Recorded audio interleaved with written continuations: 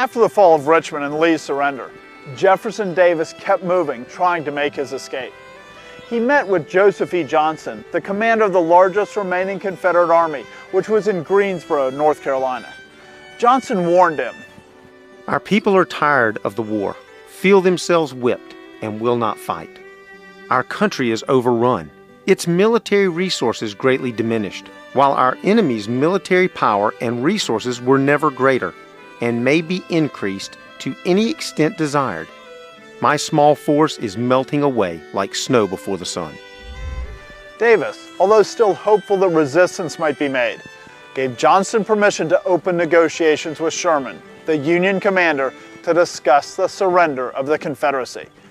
This wouldn't be just a military surrender, but political as well, and would guarantee the reestablishment of the state governments. Davis himself headed south, hoping to escape the country. On April 17th, Sherman and Johnston met midway between the armies here at the Bennett Place in Durham, North Carolina.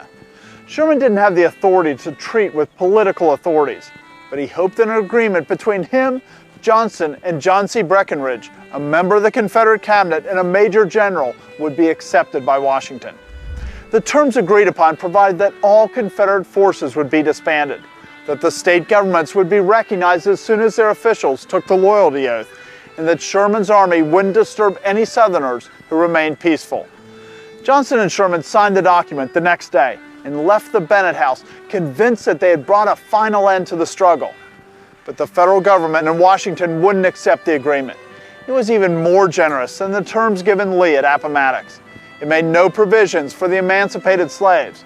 With the anger in the nation over Lincoln's recent assassination, there was no way that they were going to expunge the Confederates of all blame.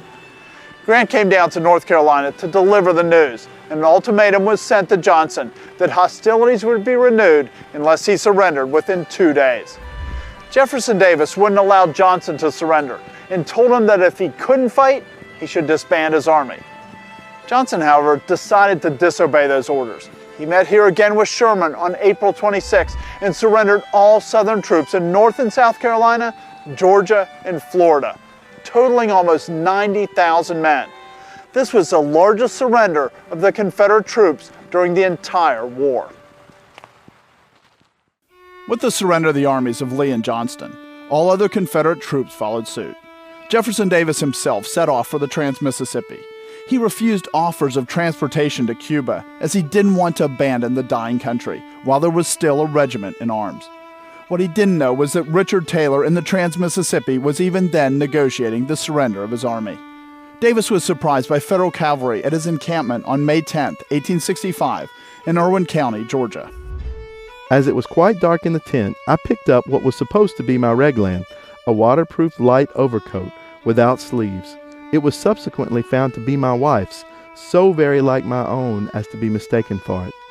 As I started, my wife thoughtfully threw over my head and shoulders a shawl. I had gone perhaps 15 or 20 yards when a trooper galloped up and ordered me to halt and surrender, to which I gave a defiant answer, and dropping the shawl and raglan from my shoulders, advanced toward him.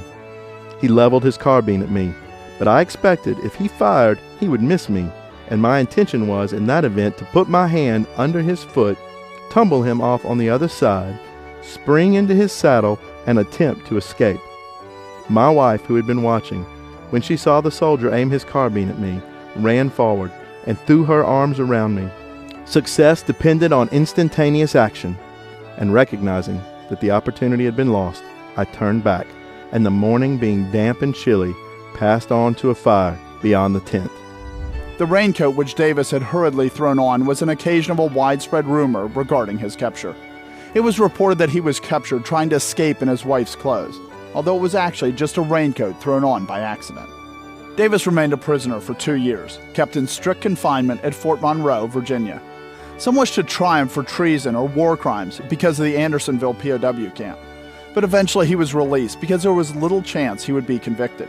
He was released on a $100,000 bail raised from such Northern men as Horace Greeley and Gerrit Smith, who believed that justice should be given to everyone, even their political enemies. This has been a clip of our documentary series, Discerning History, Battles of the Civil War. The entire set is available for purchase at discerninghistory.com. You can also subscribe here on our YouTube channel for more free videos. Thanks for watching.